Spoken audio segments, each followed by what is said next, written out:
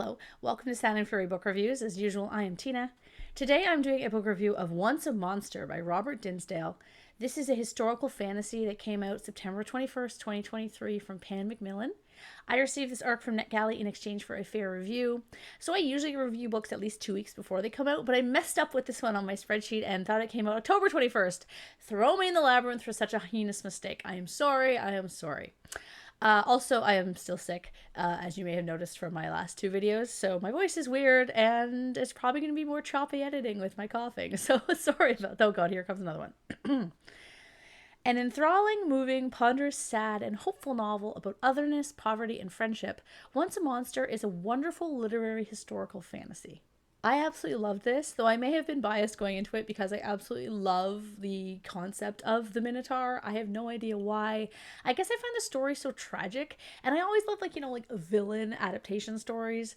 I don't think the Minotaur has been seen as a villain in the same sense as other monsters, other than in the original myth, but still, there's something just about this poor, terribly treated, ugly monster that I just kind of empathize with. At the end of this, I've got a list for you of other books featuring Minotaur if you're interested, and also because why not? Anyway, what is Once a Monster about? London, 1861. 10-year-old Nell belongs to a crew of mudlarks who work a stretch of the Thames along the Radcliffe Highway. An orphan since her mother died 4 years past, leaving Nell with only broken dreams and a pair of satin slippers in her possession. She spends her days drudging up coals, copper, and pieces of iron spilled by the river barges, searching for treasure in the mud in order to appease her master, Benjamin Murdstone. But one day, Nell discovers a body on the shore. It's not the first corpse she's encountered, but by far the strangest. Nearly 7 feet tall, the creature has matted hair covering his legs, and on his head are a suggestion of horns. Nell's fellow mudlarks urge her to steal his boots and rifle his pockets, but as she ventures closer, the figure draws breath, and Nell is forced to make a decision which will change her life forever. Where do I start with this one? The book that this reminds me the most of is Fingersmith by Sarah Waters. That too is a Dickinson-style historical fiction, albeit without the fantastical element of the Minotaur. I've read a lot of Dickens actually, as Victorian domestic fiction was what I focused on in my master's prep, the master's that I did not do, which I'm not going to get into because it's anyway. So I'm pretty familiar with the themes he tended to focus on, such as, people from the dodgy end of town, or as we say here, the wrong side of the tracks. This novel feels like a Dickens novel with just a slight bit of modernity thrown in that some things are told in more details than would have been back then, though not enough that you notice unless you were, quite familiar with that period of literature. What I loved about it was the descriptions. You could feel the grime of the city, taste the cold, picture everything so clearly. It was extremely realistic and depicted a world that wasn't so long ago. A world where children, upon being orphaned, literally had to wander in the streets and beg for food. It's a world of burgeoning industry and just there's a lot of griminess and sadness in both this book and in Dickens's book, but there's also depictions of bravery and of people coming together and of children escaping bad situations. And that's kind of what I thought maintained the same kind of feel as Dickens. It has the same kind of hope to it. When it comes to the characters, they were very Dickensian as well. We have an orphan, a scrappy little thing that is quietly tough and resolute. We have a woman treated poorly who is hiding a secret.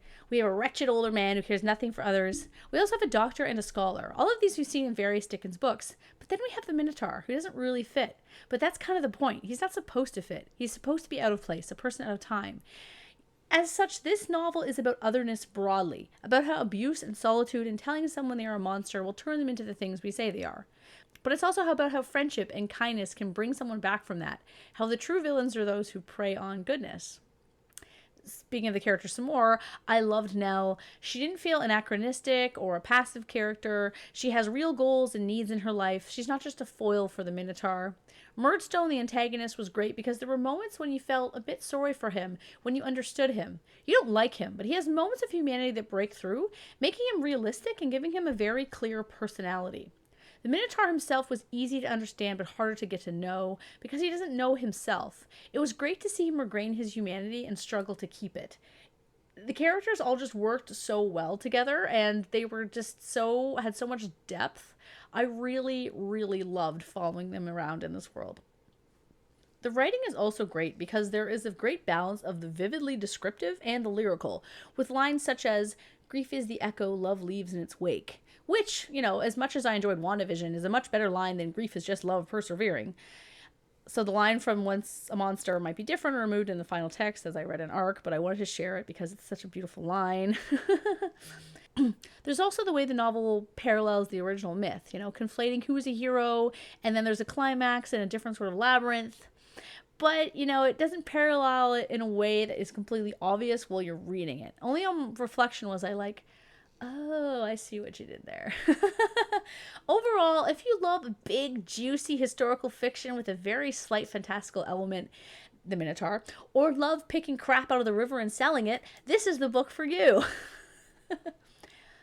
I must say, the rest of the books this month have a tough act to follow if they want to beat this one out for my favorite of the month. I really, really loved it. I'm definitely going to be ordering a physical copy.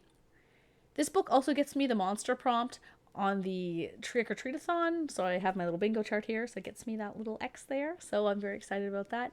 And here is my list of Minotaur books. So, as promised, here is my list of books featuring Minotaur. If you want a really weird Minotaur book, like really weird, like there's a sex scene, check out this bad boy. The Minotaur Takes a Cigarette Break by Stephen Sherrill. So it's about a Minotaur, and he's living in the American South in a trailer park and working as a line cook at a steakhouse. It's wild. I really like it. I kind of want to reread it and then do a review. Maybe I will. But I read this book like 20 years ago, and it's still on my like favorite bookshelf because it just like blew my mind at the time of reading it. Another one that I really, really enjoyed was Helen and Troy's Epic Road Quest, which is about a girl, Minotaur, and her demigod best friend, and they kind of like each other, but it's very, very funny. They go on this road trip to kind of, I can't remember what the point is, but they go on a road trip, and there's a bunch of like orc bikers that are trying to chase them down, and there's a bunch of other like mythological creatures in it. It's really, really fun and really funny. Like, it's a comedy, so it's really good. Of course, there's also House of Leaves, which doesn't really feature a Minotaur, but it has the Minotaur referenced in like a symbolic way. If you've read this, you know what I'm talking about. If you haven't, it's a beast. People talk about this book all the time. I really liked this book. I thought it was really cool. There's also this book I reviewed late last year that has Minotaurs in it. Also, Dragonlance has Minotaurs, which I always forgot about, so maybe I should try to like read one of those books. I don't think I've ever read one of the Minotaur-focused books. I know in the third one in the original trilogy, there's like a Minotaur on a ship, I think. I can't remember. The Raven, which is a horror book, has a Minotaur as well in a way that was unexpected and super cool. I just love Minotaurs, not in this way. This is a real book. I mean, you do you, people, or you do moo. Whatever you want, I guess, as long as it's consensual. But I'm like, no, the Minotaur is not a sexy thing for me. There's other things for that. So, yeah, I hope you enjoyed that. And definitely check out Once a Monster if you love historical fiction and a bit of myth as well.